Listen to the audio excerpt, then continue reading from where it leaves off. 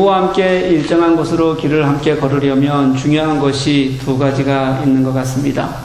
하나는 누구와 함께 걷는가 하는 것입니다. 여러분, 어떤 음식을 먹을 때도 누가 먹느냐와 따라서 달라지죠. 그렇죠? 라면을 먹어도 사랑하는 사람과 먹으면 어때요? 맛있어요. 네, 맛있고요. 네. 아무리 좋은 음식을 먹어도 시댁과 먹으면 체하고요. 네. 그런 겁니다. 맛을 제대로 느낄 수가 없습니다. 길을 갈 때도 누구와 함께 걷느냐에 따라서 그 길에 즐거운 길이 있고 좋은 길이 있습니다. 또는 지치고 피곤한 길도 있습니다. 함께하는 사람이 너무 중요한 것 같다는 생각이 듭니다. 또 하나 중요한 것은 어떻게 걷는가 하는 것입니다. 길을 걷는 사람들은 사실은 굉장히 다양하거든요.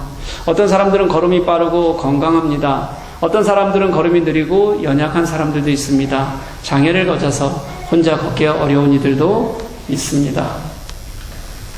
그렇게 함께 걷기 위해서는 누군가는 어떤 식으로든 보조를 맞춰야 되고 또 희생해야 되고 섬겨야 되는 일이 함께 길을 걷는 데는 늘 필요합니다. 그래서 동행할 때는 우리가 더불어 살아가는 것이다, 섬기며 살아가는 것이다 라는 마음이 꼭 필요한 것이 아닌가 생각이 듭니다. 오늘 제가 들려드릴 말씀은 성경에서 가장 잘 알려진 이야기 중에 하나입니다. 그냥 천천히 이야기로 한번 알려드리려고 해요. 이야기가 이렇습니다. 율법을 잘 아는 유대인 하나, 젊은 사람이, 이 율법을 잘 아는 사람이라면 당시 그들이 갖고 있는 신앙의 최고 잘 아는 사람, 하나님에 대해 아주 잘 아는 사람이라고 생각할 수 있습니다. 그 사람이 예수님을 찾아왔습니다. 그리고 이렇게 묻습니다. 예수님, 제가 영생을 얻고 싶은데 어떻게 하면 될까요? 예수님이 되묻습니다. 성경에는 그럼 뭐라고 쓰여 있더냐? 그가 이렇게 대답합니다. 마음을 다하고 목숨을 다하고 힘을 다하여 하나님을 사랑하고 또 이웃 사랑하기를 내 자신처럼 하라. 그렇게 말씀하셨습니다. 그래, 맞다. 가서 그대로 행하면 된다. 이 청년이 갑자기 자기가 조금 더 자랑이 하고 싶어졌습니다.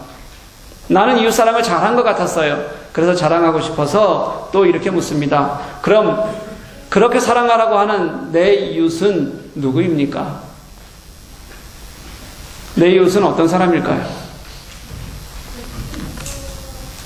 내 이웃은 누구일까라는 이 청년의 질문에 예수님께서 이 긴 이야기를, 오늘 우리가 읽었던 긴 이야기를 해주시는 겁니다. 여러분의 이웃이 누구라고 생각하세요? 여러분의 이웃은 누굽니까? 우선 내 주위에 있는 우리 한인 누군가 지인들, 내 이웃이라고 볼 수 있을 겁니다. 여기 오늘 초대돼서 오신 분들도 그런 이웃의 범주 안에서 아마 초대되셔 오셨을 거라고 생각을 합니다. 아이 학교의 친한 엄마들, 아마 그들도 이웃일 수도 있을 겁니다. 그렇죠? 늘 붙어 다니잖아요, 여러분. 교회는 안 와도 엄마들과는 늘 가면 어디서든지 제가 마주칩니다. 어쩜 그렇게 바쁘신지 엄마들 만나냐고. 네, 이웃일 겁니다. 회사의 동료들도 이웃의 범죄에 들어갈 수 있을 거고요. 또 내가 알고 있는 주위에, 이거는 이제 독일어도 좀 할 줄 알고 또는 영어를 하든지 아니면 누구와 이렇게 친근감을 잘하는, 교제를 잘하는 사람일 경우 같은데 주위에 있는 독일 사람이나 또 외국인들도 아마 이웃으로 삼고 있을 수 있을 것 같습니다. 어쨌든 이 범주를 다 합쳐보면 이런 것이 됩니다. 우리가 생각하는 이웃은 대부분은 내 주위에 있어야 됩니다. 그리고 내 수준, 그게 어떤 수준이든 신분이든 어느 정도 나와 맞아야 됩니다. 그리고 마음도 통해서 말도 잘 통할 수 있어야 하고, 그래서 우리의 교제권 안에 있는 사람들, 우리는 그것을 뭐라고 부르냐면 이웃이라고 부를 수 있을 것 같습니다. 그런 사람 사랑하기는 그렇게 어렵지 않지 않아요, 여러분? 그렇죠? 오늘 말씀처럼 내 이웃을 내 자신처럼 사랑하라. 내 자신처럼 사랑하기는 어려워도 그분들 사랑하고 교제하고 매일 붙어 다니기는 그렇게 어려운 일은 아닌 것 같습니다. 그럼 예수님은 이웃에 대해서 어떻게 생각하실까요? 이제 예수님의 이야기를 한번 들어봤으면 좋겠습니다. 제가 이스라엘을 못 가봤거든요. 그래서 이거는 책으로만 배운 겁니다, 여러분. 그래서 책으로만 배운 이야기를 여러분들에게 해드릴게요. 네. 예루살렘에서 여리고라는 곳으로 내려가는데 이게 약 한 35km 정도 떨어져 있습니다. 멀지 않습니다. 35km 정도 떨어져 있는데 이 해발의 차이가 예루살렘은 해발 750m에 있고요. 여리고는 해저, 그렇다고 바닷속에 있는 건 아닙니다. 높낮이가 다르다는 얘기죠. 250m에 있습니다. 그래서 고저차가 몇 미터가 나냐면 1000m, 1km나 납니다. 그러니까 예루살렘은 언덕 위에 있는 도시이기 때문에 여리고로 가려면 굉장히 험한 길을, 산길을 걸어 내려가서 조금 가서 그 다음 평지를 조금 반 정도는 평지를 가는 그런 구조로 되어 있습니다. 이 예루살렘에서 처음 여리고로 내려가기 위해서 내려가는 그 길, 얼마나 험한지, 험한 경사로가 많아서 늘 강도들이 그렇게 출몰하는 곳이었습니다. 한 유대인이 그 길, 예루살렘에서 여리고로 내려가는 길에 길을 갖고 있었습니다. 중간쯤 언제쯤 가다가 결국은 강도를 만났습니다. 그래서 심하게 공격을 당하고 자신이 갖고 있는 것을 다 빼앗겨 버렸습니다. 그리고 몸도 거의 죽을 것 같이 되어서 버리고 가버렸습니다. 유대인은 피를 흘리면서 혼자 숨을 몰아쉬고 죽어가고 있는 상태입니다. 그때 한 제사장이 지나갑니다. 당시의 제사장은 우리 종교에서, 당시 유대 종교에서 최고위층에 해당하는 사람입니다. 그러니 당연히 사람을 사랑해야 되는 사람입니다. 그 사람이 죽어가는 사람을 보고 그냥 지나갑니다. 그곳에 누군가 쓰러져 있다면, 강도 만난 사람이다, 피 흘리면서 쓰러져 있다면 그것을 예상하는 것은 너무도 쉽습니다. 워낙 흔한 일이기 때문에요. 그런데도 불구하고, 그렇지 않더라도 그냥 두고 가면 죽을 것이 뻔한 사람인데도 불구하고 그 제사장은 그냥 지나가 버립니다. 그리고 또 한 사람, 레위 사람이 지나가요. 이 레위 사람은 또 제사장과 마찬가지로 못 본 척, 이 레위 사람도 당시 유대인의 제사를 주관하는 성직 계열의 사람이었습니다. 그런데도 그냥 지나가 버렸어요. 두 사람 다 이런 마음이 있었을 겁니다. 아, 내가 지금 죽어가는 사람 만나서 부정타는 일이 있어서는 안 돼. 그리고 조금 후에 사마리아 사람 하나가, 당시 사마리아 사람은 이런 사람들이었습니다. 유대인들은 사마리아 사람들을 인간 취급하지 않습니다. 멸시해요. 아주 그들을 손가락질하는 그런 사람이었어요.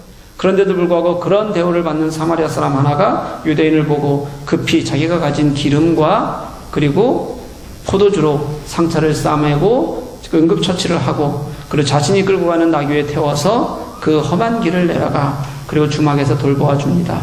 그리고는 그 다음날 또 급히 여행을 떠나야 됐기 때문에 떠나면서 주막 주인에게 2데나리온, 지금으로 말하면 한 20만 원 정도 될 겁니다. 한 20만 원 정도를 그에게 맡기면서 돌봐주십시오. 돌아오는 길에 내가 더 드리고 가겠습니다. 라고 약속하고 떠납니다.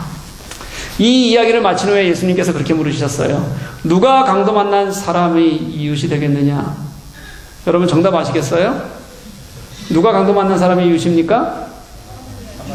사마리아 사람이요. 이 청년이 이렇게 얘기합니다. 자비를 베푼 사람입니다.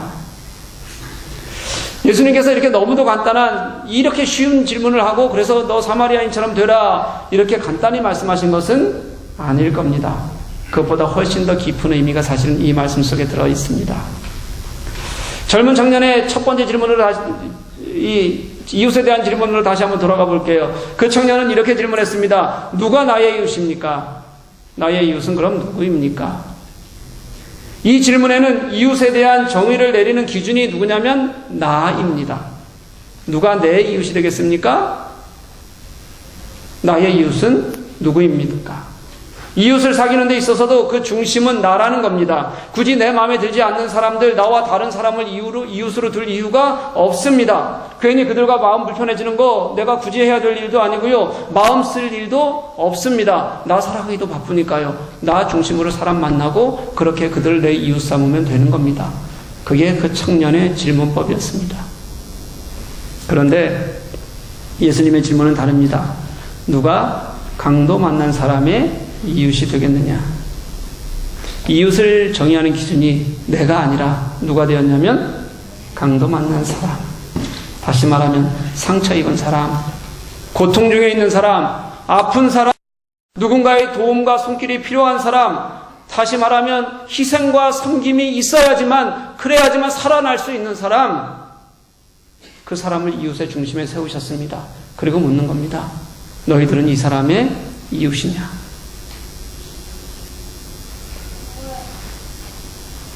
그런 사람의 이웃이 되려면 희생하고 섬길 수 있어야 합니다. 저는 교회가 예수 믿는 사람들이 그래야 된다고 생각합니다. 교회가 예수 믿는 사람들이 손 내밀 수 있어야죠. 섬길 수 있어야죠. 그러기 위해서 마음 쓸 수 있어야죠. 희생할 수 있어야 그래야 교회입니다. 성경은 이웃을 자신처럼 사랑하는 것이 기독교 하나님이 우리들에게 알려주신 말씀의 가장 핵심이라고 그렇게 말합니다. 특별히 어렵고 지친 사람들에게, 그리고 위로가 필요한 사람들에게, 무너진 사람들에게 일어서게 하는 것, 그게 교회가 감당해야 될 당연히 큰 역할입니다. 왜냐하면 제가 아는 예수님이 그러신 분이시거든요. 언제라도 나의 어려운 길에 예수님은 이웃이 되어주셨고, 그리고 친구가 되어주셨고, 그리고 동행해 주셨습니다. 그 길을 그분은 당연히 기뻐하셨습니다. 나의 삶의 희망이라고는 조금도 보이지 않는 것 같은 깊은 절망 속에서도 그분이 계신다는 게 얼마나 좋은지, 그래서 절망 속에서 희망을 보고 소망을 본다는 것이 무엇인지를 예수님께서는 알게 하셨습니다. 목사니까 그냥 저런 얘기하지, 목사니까 그러려니 하지 말았으면 좋겠습니다. 아니요, 진짜 제 어린 시절 목사가 되기 전부터, 정말로 작은 아이일 때부터 그 예수님과 함께, 그 예수님이 나의 선한 이웃이 되셔서 선한 사마리아인이 되셔서 나와 동행하셨던 그 예수님 때문에 저는 이 시간 여러분들에게 복음을 전할 수 있는 사람으로 서 있는 겁니다.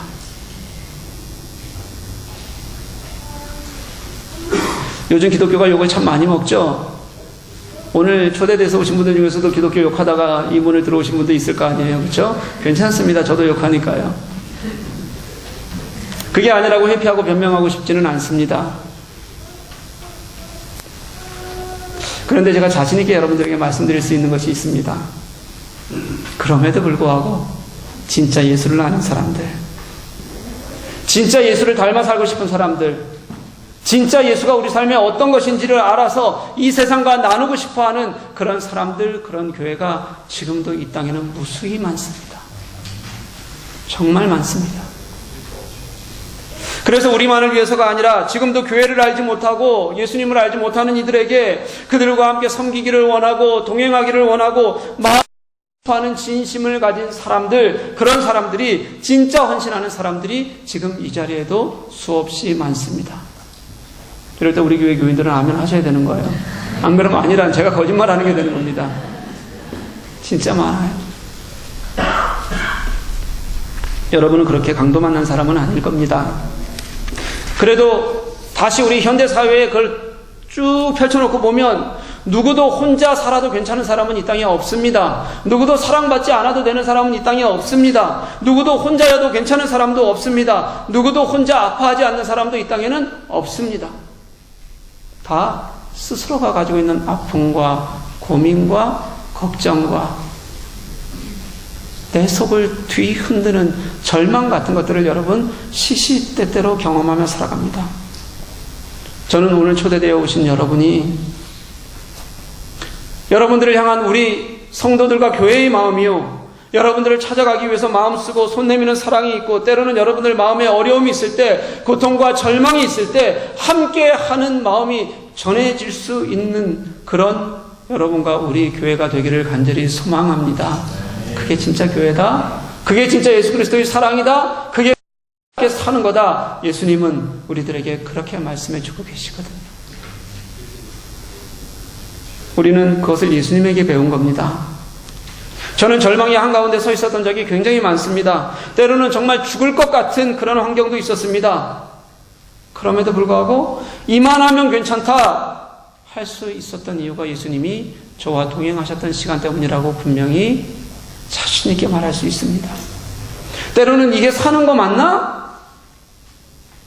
그런 환경 속에서도 그래도 이게 살만한 거야. 그냥 살만한 게 아니라 그 가운데서도 기쁨도 주시고 힘도 주시고 위로도 주셔서 일어나게 하시는 걸 저는 수없이 경험하고 살아왔습니다. 한산한 길을 누군가 걸어요. 어떤 사람은 외롭다고 말합니다. 어떤 사람은 조용해서 내가 이곳을 즐길 수 있다고 말합니다. 험한 길을 걷습니다. 누군가는 고통스러워하고 또 누군가는 험한 길을 도전하며 걷고 싶은 마음이 생기는 사람이 있습니다. 길을 걷는데 사방이 막혀버렸어요. 누군가는 그때 되면 절망하는데 또 어떤 사람은 사방이 막힌 그 길에서 하늘을 보고 하늘 안에서의 소망을, 하늘을 들어서 열린 곳을 보는 사람이 있습니다. 예수님과 동행하는 사람은 그렇게 하나님이 주시는 위로를 발견하고 예수님과 함께하며 내일을 볼 수 있게 됩니다. 예수님이 그런 분이시거든요. 섬기는 것, 위로하는 것, 결국 일으켜 세우는 것, 함께하는 것, 자신이 이 땅에 오셔서 십자가에 죽으시기까지 우리들에게 보여주셨고 사셨고, 그래서 우리들에게 그것을 알게 하시는 명수가 예수님이십니다. 우리를 구원하시는 십자가도 저는 그런 것이라고 믿습니다. 예수님께서는요, 정말 우리가 절망 중에 있을 때, 우리 스스로는 정말 아무것도 할 수 없는 죄와 사망의 절망 중에 있을 때 너무도 우리는 이기적이어서요, 진짜 남을 향해서 마음 한번 쓰는 게 얼마나 대가를 요구하는지 조금만 상처받아도 회복할 수조차 없는 그런 이기심으로 우리가 살아갈 때 주님께서는 죄인 우리를 찾아오셔서 십자가에 죽으시기까지 우리를 위해서 자신의 모든 것을 내어놓으셨고 우리를 살리셨습니다. 그렇게 깊은 고난을 모조리 당하시면서 완전한 희생으로 이루신 이야기, 그것이 구원의 이야기고요. 저는 오늘 강도 만난 자의 이 이야기 속에서 그 예수님의 사랑과 예수님의 마음을 보게 됩니다. 그런 십자가의 희생이 보이는 말씀인 것 같습니다. 사랑하는 우리 오늘 초대되어 오신 여러분, 그리고 우리 교우 여러분, 그 예수님의 마음과 그 예수님의 가르침으로 오늘 우리가 함께 서로를 섬기며 동행할 수 있기를 간절히 소망합니다. 꼭 그렇게 같이 걸었으면 좋겠습니다. 그 길에서 우리만 알고 있던 그 예수님이 여러분에게도 깊이 깨달아지고 느껴지고 알 수 있으면 얼마나 좋을까. 생명 때문에 죽으신 예수님께서 여러분들의 생명을 만질 수 있으면 얼마나 좋을까. 그렇게 마음에 소원해 봅니다. 죽기까지 우리를 사랑하신 분께서 더는 우리를 위해서 무엇을 못하실까? 우리를 위로하시고 세워주시고 그래서 당신과 함께 가면 정말 건강하게 건전하게 좋은 그리스도인으로 함께 예수 믿으며 살아갈 수 있는데 우리는 왜 그걸 못할까? 그 은혜를 함께 누릴 수 있었으면 좋겠습니다. 사랑하는 여러분, 오늘 우리 예배하고 그리고 또 우리 함께 주님의 은혜 가운데 같이 나누면서 그 하나님의 사랑이 여러분들에게 온전히 충만하기를 간절히 소망합니다. 내일은 벌써 추석이더라고요. 오늘 어제부터 연휴가 시작된 것 같아요. 그렇죠? 금요일 저녁부터 이동들이 있었고요. 해외에서 보내는 명절은 굉장히 허전할 때가 많습니다. 그래서 저희들이 명절이라 여러분들 이렇게 초대하는 거고요. 교회에서 같이 아주 간단하지만 식사를 나눕니다. 이 때로는 외로워 보이기도 하고 혼자인 것 같은 이런 시간에 여러분 함께 손잡고 또 함께 이야기 나누며 그렇게 예수님의 사랑으로 좋은 시간 보내셨으면 좋겠습니다. 오늘 초대되어 오신 여러분 그리고 우리 교회 여러분 사랑합니다. 축복합니다. 같이 기도하시겠습니다. 사랑 많으신 아버지 하나님 정말 고맙습니다. 하나님 우리를 향하신 하나님의 사랑을 생각하면 생각할수록 얼마나 크고 놀라운지 지금 이렇게 세상 속에서 욕먹고 있는 우리 교회들이지만 그럼에도 불구하고 우리가 진짜 잘 섬기고 주님 안에 서면 하나님 얼마나 크게 일하실지 저희들 오늘도 기대합니다. 오늘 하나님 초대되어 오신 분들 그들의 마음을 주님께서 만져주시고 위로해 주시고 세워주시고 그래서 주님 안에 굳건히 서는 자녀들 될 수 있도록 허락하여 주옵소서. 명절입니다. 하나님 우리가 함께 즐거워하고 함께 기뻐하고 함께 마음 나누는 시간 될 수 있도록 주님 도우시고 인도하여 주옵소서. 그래서 이 시간이 함께 나눈 가운데 한 생명도 놓지 않으시고 사랑하시기를 원하시는 하나님의 마음을 우리가 같이 나누는 시간 될 수 있도록 허락하여 주옵소서. 감사하며 예수님 이름으로 간절히 기도합니다. 아멘.